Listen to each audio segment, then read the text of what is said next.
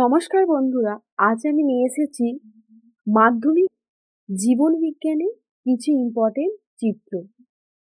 আশা করছি তোমরা এই চিত্রগুলো যদি বাড়িতে অভ্যাস করে যাও তাহলে তোমাদের মাধ্যমিক পরীক্ষার ক্ষেত্রে তোমরা একটা কমন পাবে। তাহলে বন্ধুরা দেরি না করে চটপট ভিডিওটা প্রথম থেকে শেষ পর্যন্ত মন দিয়ে দেখে নাও।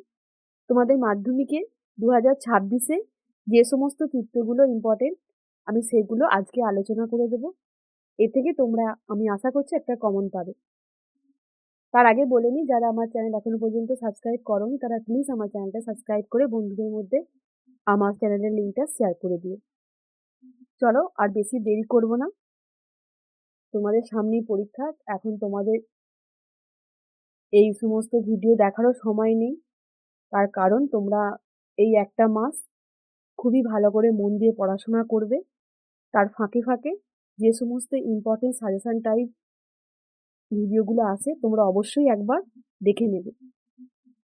তোমাদের 2026-এ মাধ্যমিকে প্রথমেই জীবন বিজ্ঞানের যে ছবিটা ইম্পর্টেন্ট, তোমাদের বলে রাখি, তোমাদের ছবি থাকবে দুটো, যে কোনো একটা করতে হবে 6 নাম্বারে। এই 6 নাম্বারের দেখো লিখে তো তোমরা নাম্বার পাবেই, কিন্তু আমার মনে হয় একটা ছবি যদি বাড়িতে ভালো করে অভ্যাস করে যাও এবং তার কোথায় কি আছে সেগুলো যদি দেখাতে পারো তাহলে খুব সহজেই 6টা নাম্বার তোমরা পেতে পারো। লেখাতে আমি আশা করছি তোমরা 6 পাবে, কিন্তু অনেক সময় 6 পাওয়া যায় না। কিন্তু এই ছবি যদি খুব সুন্দর করে আঁকো এবং কোথায় কি আছে সেটা দেখাতে পারো, 6 কিন্তু খুব ইজিলি তোমরা পেতে পারবে। তাই যারা যাদের একটু পাস করতে সমস্যা আছে বা তোমরা মোটামুটি কোনো রকমের পাস নাম্বার পেতে চাও, তারা কিন্তু অবশ্যই ছবিটা প্র্যাকটিস করবে। আমি বলছি না শুধু তারাই দেখবে, সকলেই এই ছবিটা ভালো করে প্র্যাকটিস করে যাবে। প্রথমেই তোমাদের যে প্রতিবর্ত ক্রিয়ার ছবি আছে, সেই প্রতিবর্ত ক্রিয়ার ছবিটা 2026-এ মাধ্যমিকের জন্য খুব ইম্পর্টেন্ট। তোমরা অবশ্যই এই ছবিটা খুব ভালো করে প্র্যাকটিস করবে। তাহলে এ গেল তোমাদের মাধ্যমিক 2026-এ প্রতিবর্ত ক্রিয়ার চিত্র। এরপর আমি তোমাদের যে চিত্রটা দেখাবো সেটা হচ্ছে একটা নিউরনের চিত্র। হ্যাঁ বন্ধুরা, তোমরা অবশ্যই মনে রাখবে এই নিউরনের কিন্তু আর একটা নাম আছে, সেটা হচ্ছে স্নায়ুকোষ।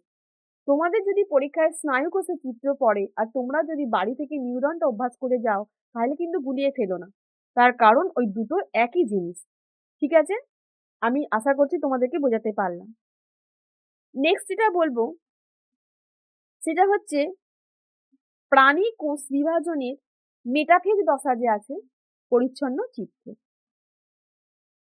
এরপর তোমরা প্র্যাকটিস করবে সেটা হচ্ছে ইউক্যারিওটিক ক্রোমোজোমের চিত্র।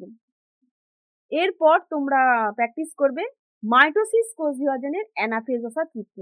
তাহলে বন্ধুরা, আমি আমার আজকের ভিডিও তোমাদের যে সমস্ত চিত্রগুলো বললাম সেটা হচ্ছে ইউক্যারিওটিক ক্রোমোজোমের চিত্র, প্রতিবর্ত ক্রিয়ার চিত্র, নিউরন বা স্নায়ুকোষের চিত্র, আর প্রাণী কোষ বিভাজনের মেটাফেজ দশা চিত্র, আর মাইটোসিস কোষ বিভাজনের অ্যানাফেজ দশা চিত্র।